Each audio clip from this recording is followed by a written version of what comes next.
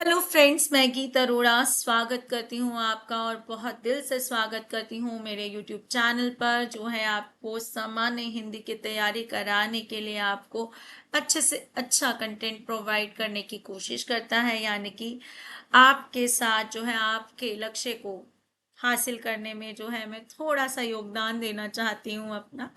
जुड़े रहिए मेरे चैनल के साथ। यदि आप पहली बार देख रहे हैं मेरे चैनल को तो चैनल को लाइक शेयर सब्सक्राइब करना मत भूलिए। अब आज क्या लेकर आई हूँ मैं?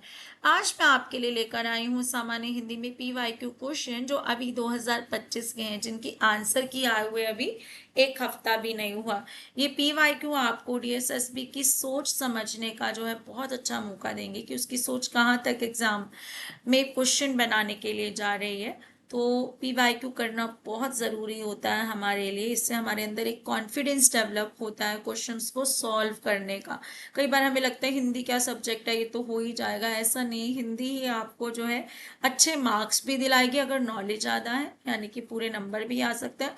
और नॉलेज नहीं है तो नीचे गिरा भी देगी, क्योंकि छोटे छोटे अर्थों से जो है ना, जरा जरा से गैप से जो है हमारा उत्तर गलत हो जाता है। ठीक है, तो शुरू करते हैं। सबसे पहला प्रश्न जो है, रिक्त स्थान के लिए उपयुक्त क्रिया विशेषण का चयन करके दिए गए विकल्पों उपयुक्त क्रिया विशेषण का चयन दिए गए विकल्पों में से कीजिए। रिक्त स्थान भरना है हमें। अब क्रिया विशेषण क्या होते हैं? नाम से पता चल रहा है कि क्रिया विशेषण क्रिया की विशेषता बताते हैं। इनको इंग्लिश में हम एडवर्ब्स कहते हैं। ठीक है, अब यहाँ पर जो है हमारे पास चार विकल्प दिए गए हैं: रोज, क्यों, कहाँ, बाहर। अगर मुझे ये टॉपिक ऐसे ना भी पता हो कि क्रिया विशेषण क्या है, तो भी मैं एक बार जोड़ के देख लेती हूँ चारों को। तुम रोज हमारे घर क्यों आ जाते हो? तुम क्यों हमारे घर क्यों आ जाते हो? तुम कहाँ हमारे घर क्यों आ जाते हो? तुम बाहर हमारे घर क्यों आ जाते हो? तो सेंस से तो मुझे पहला ही दिख रहा है कि तुम रोज हमारे घर क्यों आ जाते हो। ठीक है, अगर मुझे टॉपिक नहीं भी पता था तो एक बार में जो है मुझे पहले ही पता चल गया कि रोज यहाँ पर आना चाहिए। अगर वैसे देखो तो क्यों और कहाँ हमारे प्रश्नवाचक सर्वनाम है। ठीक है, तो ये क्रिया विशेषण की श्रेणी में नहीं आते हैं। ठीक बच्चा, रोज और बाहर ये दोनों ही हमारे क्रिया विशेषण शब्द है।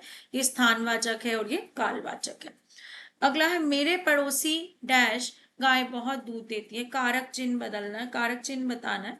ठीक है, पड़ोसी और गाय का संबंध यहाँ पर नजर आ रहा है कि गाय किसकी है? पड़ोसी की है, तो की कारक यहाँ पर सही आ जाएगा। मेरे पड़ोसी को गाय बहुत दूध देती है, समझ नहीं आ रहा कि गाय खुद कोई प्राणी नहीं है जो दूध देने आ जाए। मेरे पड़ोसी के द्वारा गाय बहुत दूध देती है, नहीं। मेरे पड़ोसी के लिए गाय बहुत दूध देती है, नहीं। गाय जो है खुद से कोई प्राणी नहीं है, तो वह ऐसा काम नहीं कर सकता। अगला प्रश्न है कि निम्नलिखित में से त्रुटि पहचान कर शुद्ध वाक्य का चयन कीजिए। अब यहाँ पर जो है जो वाक्य हमें दिखाई दे रहा है, उस गली में बहुत शोर होता, वहां आवारा लड़के जुआ खेलते हैं। तो सारे ही शब्द जो है गलत दिखाई दे रहे हैं, क्योंकि सही वर्तनियां यानी कि स्पेलिंग हमें दिखाई नहीं दे रही है। तो सबसे पहले तो वो विकल्प ढूंढेंगे जिसमें स्पेलिंग ठीक हो और उसके बाद जो है वाक्य की दृष्टि से अंत में क्रिया हो और जो है सही वाक्य बनता हो। तो उस गली में बहुत बहुत गलत है। ठीक है, आवारा लड़के जुआ, जुआ को जुआ लिखा है। अगले में शोर को शेर लिखा है, आवारा को आवार लिखा है, जुआ को जुआ लिखा है। ऊस जो है सही शब्द नहीं है। ठीक है, फिर शोर को शुर लिखा है। लेकिन अंतिम विकल्प में कि उस गली में बहुत शोर होता है, वहां आवारा लड़के जुआ खेलते हैं, सभी शब्दों की वर्तनियां यहाँ पर ठीक है, यानी कि स्पेलिंग्स ठीक है, तो यही हमारा उत्तर बन जाता है। अगला है वाक्यांश हेतु। वाक्यांश मतलब इस बड़े से वाक्य के लिए हमें एक शब्द का चुनाव करना है। ठीक है, अकर्मण्य आगे का विचार ना कर सकने वाला अकर्मण्य नहीं। अकर्मण्य होता है जो काम ना कर सके, जिसमें काम करने की विचारधारा ना हो। बेवकूफ का अर्थ मूर्ख से है। आलसी जो आलस करता हो। अदूरदर्शी, दूरदर्शी होता है जो दूर की सोचता हो, और जो दूर की ना सोचता हो, दूर का विचार ना करता हो। दूर का अर्थ मतलब आगे आने वाले समय के लिए विचार ना करता हो, वो क्या होगा? अदूरदर्शी। अगला है, चार हमारे पास निम्नलिखित शब्दों से बने साधारण वाक्य के क्रम को नीचे दिए विकल्प में से चुने। चार हमारे पास शब्द दिए गए हैं, ये कह सकते हैं पद दिए गए हैं, हमें जो है सार्थक शब्द रचना यहाँ पर बतानी है। काम्यायनी पद्यांश से प्रस्तुत लिया गया है, काम्यायनी पद्यांश से प्रस्तुत लिया गया है। प्रस्तुत क्या चीज है, प्रस्तुत क्या करेंगे। प्रस्तुत पद्यांश काम्यायनी से लिया गया है, पद्यांश प्रस्तुत काम्यायनी से लिया गया है। शब्दों का अर्थ समझना आना चाहिए। प्रस्तुत पद्यांश के लिए एक विशेषण है प्रेजेंटेबल। जो टॉपिक है, पद्यांश मतलब किसी चीज का हमारे पास हिस्सा हो, वो किससे लिया गया है, काम्यायनी से लिया गया है। ठीक है, जो प्रेजेंटेड कंटेंट है, ठीक है, वो किससे लिया गया है, काम्यायनी एक जो है जयशंकर प्रसाद की रचना है, उससे लिया गया है। अगला है निम्न मुहावरे का सही अर्थ पहचाने। गज भर की छाती होना। गज भर की छाती किसकी होगी, देखो किसके लिए होता है। एक तो जो बहुत जो है खुश हो, ठीक है, छाती चौड़ी हो जाए, और किससे होती है, गर्व से होती है। तो गर्वीला व्यक्ति कैसे होता है, साहसी होता है। ठीक है, कैसा होता है, साहसी होता है। गज भर की छाती होना मोटा हो जाना के अर्थ में नहीं है, मर जाना नहीं, हार जाना नहीं, क्या अत्यधिक साहसी होना। अगला है उसने पत्र डैश रिक्त स्थान की पूर्ति उचित क्रिया से करे। क्रिया वाक्य के अंत में आती है, काम करने का बोध कराती है। उसने पत्र लिख लिया, उसने पत्र लिखा गया, उसने पत्र चाल दिया, उसने पत्र लिख। तो यहाँ पर लिख दिया, दोनों दो पद दोनों ही क्रिया के हैं। उसने पत्र लिख लिया। शीर्षासन उत्तम व्यायाम है। व्यायाम की बात हो रही है, आसनों के नाम अगर पता हो तो आसन आना चाहिए अंत में, है ना। व्यायाम में क्या जुड़े होते हैं, आसन। तो सबसे पहले तो आसन शब्द दिखना चाहिए, यहाँ पर दिख रहा है। ठीक है, इन दोनों में नहीं दिख रहा, इसमें दिख रहा है। अब बाकी बात है शीर्ष। शीर्ष मतलब सिर, तो यहाँ पर तो शीर्षता कुछ लिखा है जिसका कोई अर्थ ही नहीं है। तो शीर्ष जमा आसन में दीर्घ संधि बनाकर शब्द क्या बनता है, शीर्षासन। अगला है उसके घर के पीछे तालाब है। मैंने उत्तर ही बता दिया, क्यों पढ़ने की जरूरत ही नहीं पड़ी। उचित कारक शब्द का प्रयोग करके वाक्य पूर्ण करना है। उसके घर पर पीछे तालाब है, उसके घर से पीछे तालाब है, उसके घर का पीछे तालाब है, उसके घर के पीछे तालाब है। ठीक है, क्या होगा, उसके घर के पीछे तालाब है। मेरे मामा और मामी डैश मेरे लिए अमेरिका डैश बहुत सारा सामान भेजा है। उचित कारक चिन्ह से जो है हमें क्या करनी है, रिक्त स्थान भरने हैं। ठीक है, दोनों प्रश्न देखो यहाँ पर कारक के आए हैं एक ही साथ जो है क्रम में, नो के बाद 10वां। तो कारक आपके लिए इंपॉर्टेंट है। कारक का जो डिस्क्रिप्शन है या कॉन्सेप्ट है मैं पहले पढ़ा चुकी हूँ। जिनको ऐसे समझ नहीं आते वो वीडियोस को भी फॉलो कर सकते हैं। मेरे मामा और मामी ने मेरे लिए अमेरिका से बहुत सारा सामान भेजा है। तो सही विकल्प ये है, कर्ता ने, जो काम कर रहा है उसके साथ ने विभक्ति चिन्ह आता है वैसे भी। ठीक है, अमेरिका से साधन की तरह इस्तेमाल हो रहा है के द्वारा, तो क्या हो गया, यहाँ पर बहुत सारा सामान भेजा है। अगला है चिन्हित शब्द का पर्यायवाची पहचाने। झरना। झरना शब्द का पर्यायवाची, झरना जो पहाड़ों से झरने गिरते हैं ना पानी के। कुंभ मतलब घड़ा। पैमाना मतलब नाप का कोई स्तर हो। ठीक है, वारी मतलब वारणा से संबंधित है। निर्झर, निर्झर किसका पर्यायवाची है, झरने का। अगर मैं इसमें ई की मात्रा लगा दूं निर्झरी, तो वो क्या बन जाएगा, नदी का पर्यायवाची बन जाएगा। अगला है इस तिमिर को यह सूरज ही दूर कर सकता है। सूरज क्या देता है, रोशनी। किसको दूर करता है सूरज, तिमिर यानी अंधेरे को। तो हमें अंधेरे का पर्यायवाची यहाँ ढूंढना है। रोग नहीं होता। ठीक है, चांद अंधेरे का पर्यायवाची नहीं है। चांद सूरज चांद को दूर नहीं कर सकता, रात को दूर कर सकता है। ठीक है, तो यहाँ पर क्या है, तम। क्या है, तिमिर का पर्यायवाची तम। तम और तिमिर अंधेरे के पर्यायवाची है।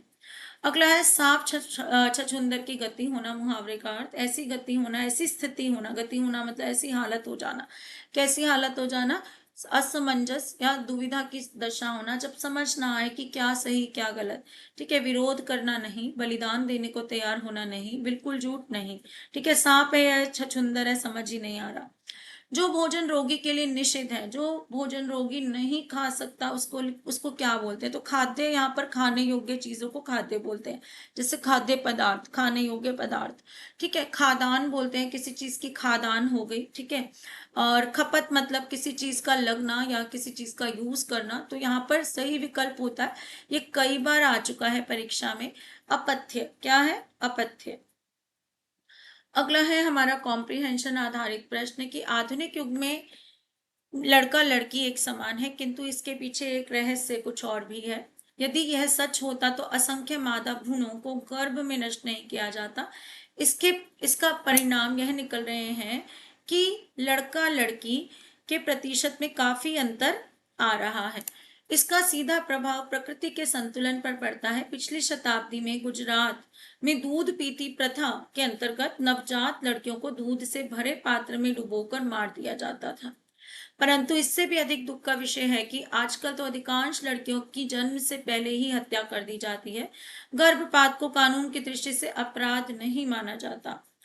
ऐसी विषम स्थिति में, यानी कि ऐसी उल्टी स्थिति में लड़का लड़की को एक समान कहने वाली बात हास्यास्पद लगती है। अधिकांश माता पिता लड़कियों को बोझ के रूप में देखते हैं। दहेज प्रथा की भयावहता से लड़की के जीवन में आकाश धूमकेतु बनकर छा जाती। लड़कियां भी घर से बाहर निकलकर अपने आप को असुरक्षित अनुभव करती हैं। अनेक लड़कियां तो विवाह के पश्चात जीवन भर तनाव सहने को विवश हो जाती हैं। यह स्थिति केवल अशिक्षित लड़कियों की ही नहीं बल्कि शिक्षित लड़कियों की भी है। तो इस पर आधारित प्रश्न है हमारे सामने। सबसे पहला, उपयुक्त गद्यांश का शीर्षक बताइए, टाइटल बताइए। अगर आपको इसको टाइटल देना हो, कहीं पब्लिश करना हो, तो आप क्या लिखेंगे? क्या समाज और सामाजिकता की बात हो रही है? टाइटल वही बनेगा जिसकी के बारे में गद्यांश में बात हो रही होगी। क्या समाज की बात हो रही है, सामाजिकता की बात हो रही है? नहीं, हमने तो लड़की के बारे में पढ़ा। ठीक है, हमने जो है लैंगिक असमानता के बारे में पढ़ा है। अगला है लैंगिक असमानता और नारी। ठीक, दहेज प्रथा के बारे में बात हो रही है? नहीं, हुई है बात, लेकिन पूरी बात उसके बारे में नहीं हो रही है। क्या सिर्फ अशिक्षित लड़कियों की बात हो रही है? नहीं, अंतिम पंक्ति में हमने शिक्षित लड़कियों के बारे में भी बात सुनी है। तो यहाँ पर जो गद्यांश में पूर्ण रूप से सही मायने में बात हो रही है वो लैंगिक असमानता और नारी के विषय में बात हो रही है, यानी कि जेंडर इनइक्वालिटी और वुमेन के बारे में। अगला है आर्थिक शब्द में प्रत्यय बताएं। तो आर्थिक शब्द में प्रत्यय, हमें दो अर्थपूर्ण शब्द, एक अर्थपूर्ण शब्द और उसके साथ प्रत्यय निकालना है। तो अर्थ जमा इक है प्रत्यय। ये प्रश्न आज किसी ने जो है कमेंट में भी पूछा था, उनके लिए बता दूं कि इक प्रत्यय जो है उसके साथ जब कोई भी सार्थक शब्द मिलता है तो हम क्या करते हैं, अगर ये वाला जो शब्द, ये वाला जो वर्ण है, ये अ है या अ है, इक प्रत्यय लगने पर क्या बन जाता है? आर्थिक हो जाता है पहला वर्ण। ये वर्ण किस में बदल जाता है? बड़े आ की मात्रा के साथ बदल जाता है। ऐसे ही नीति जमा इक। ठीक है, अगर ये ई है या फिर ए है, ठीक है, बड़ी ई ए है, तो किस में बदल जाएगा? बड़े ए में बदल जाएगा पहले वर्ण की मात्रा। इसलिए क्या हो जाता है? नैतिक हो जाता है। ठीक है, ऐसे ही अगर मुख है, मुख यहाँ पर लिखा है और उसके साथ इक प्रत्यय जोड़ा है तो क्या हो जाता है? मौखिक हो जाता है। कैसे? ऊ हो, बड़ा ऊ हो या ओ हो। ठीक है, इक प्रत्यय जुड़ने पर वो किस में बदल जाते हैं? बड़े ओ में बदल जाते हैं। तो ये नियम आपको याद होना चाहिए। इसको कई बार संधि के अंतर्गत ऐसे लिख दिया जाता है, संधि कीजिए। संधि इसलिए लिख दिया जाता है क्योंकि संधि शब्द का शाब्दिक अर्थ तो जोड़ ही है, यानी कि इस मूल शब्द और इस प्रत्यय की संधि बता दीजिए। ठीक है, तो गलत नहीं है प्रश्न, इसको आप ध्यान से देखिएगा। यहाँ पर उचित विकल्प हमारा क्या बनता है? इक प्रत्यय बन जाता है। अगला है शिक्षित का विलोम बताइए। शिक्षित का विलोम हम क्या कहेंगे? शिक्षित जो पढ़ा लिखा हो, ये एडजेक्टिव है, यानी कि विशेषण शब्द है। तो इसका जो विलोम है वो भी एक विशेषण शब्द ही होना चाहिए। शिक्षित का विलोम क्या होगा? अशिक्षित होगा। शिक्षावान जो है इसका समानार्थी है। शिक्षा जो है हमारा क्या है? एक संज्ञा शब्द है। और शिक्षक क्या है? जो हमें पढ़ाता हो, है ना, ये भी एक संज्ञा शब्द है जो शिक्षा से ही संबंधित है। अगला है वर्तमान समय में लड़कियों की दशा क्या है? गद्यांश के आधार पर हमें उत्तर देना है। तो अधिकांश माता पिता लड़कियों को बोझ के रूप में ही देखते हैं, जिसके पीछे कई कारण हैं। लड़का लड़की के प्रतिशत में कोई अंतर नहीं है, ये तो बिल्कुल कथन गलत है। मादा भ्रूणों का गर्भपात करना आसान नहीं। हमारा समाज लड़कियों को समान मानने लगा है। हाँ, आज के कंटेक्स्ट में ये थोड़ा सत्य है, लेकिन गद्यांश के अनुसार ये गलत है। हमें किस पर आधारित प्रश्नों के उत्तर देने? गद्यांश पर आधारित। तो गद्यांश में ये नहीं लिखा। गद्यांश में तो ये लिखा है कि असमानता है दोनों में। तो अधिक यहाँ पर जो है गद्यांश के आधार पर जो सही कथन हमें दिख रहा है, अधिकांश माता पिता लड़कियों को बोझ के रूप में ही देखते हैं, जिसके पीछे कई कारण हैं, जैसे दहेज प्रथा एक कारण है। ठीक है, अगला है हमारे पास प्रश्न, गद्यांश के अनुसार किस राज्य में नवजात लड़कियों को दूध पीती प्रथा के अंतर्गत दूध से भरे पात्र में डुबोकर मार दिया जाता था? मेमोरी बेस्ड क्वेश्चन आ गया कि गद्यांश पढ़ा है। वैसे इतनी भी कोई पुरानी मेमोरी नहीं पूछी है, पीछे जाकर जो है अगर ना याद आए तो देख सकते हैं। तो यहाँ पर क्या उत्तर है? मुझे तो याद है जी, क्या उत्तर है? गुजरात की बात हो रही थी। गुजरात, नवजात, मुझे याद है कि दोनों शब्द एक साथ आए थे। अच्छा, 15वां प्रश्न पहले जो है रह गया था, इसको देख लीजिए कि निम्नलिखित शब्दों से बने साधारण वाक्य के क्रम को नीचे दिए विकल्प में से चुने। शब्द दिए गए हैं, कहूँ पद दिए गए हैं, चिड़िया पर बैठी वृक्षों है, तो यहाँ पर या तो चिड़िया पहले आना चाहिए या वृक्षों पहले आना चाहिए। बैठी है अंत में ही आएगा, है ना, पर पहले आता नहीं है क्योंकि कारक चिन्ह है। तो वृक्षों पर चिड़िया बैठी है, वृक्षों चिड़ियों पर बैठी है, वृक्ष तो चिड़िया पर नहीं बैठ सकते, चिड़िया पर वृक्षों बैठी है नहीं, क्या है, वृक्षों पर चिड़िया बैठी है। तो यही उत्तर हमारा बन जाता है। उम्मीद की क्लास आपको अच्छी लगी हो। चैनल को लाइक शेयर सब्सक्राइब करना मत भूलिए। पीडीएफ पाना चाहते हैं तो टेलीग्राम एंड व्हाट्सएप चैनल का लिंक मैंने डिस्क्रिप्शन में दिया है, जरूर जुड़िए और जो है अपनी हिंदी की तैयारी को जो है बहुत अच्छे से जो है गहरा बनाते हुए अच्छा करते जाइए। Thank you.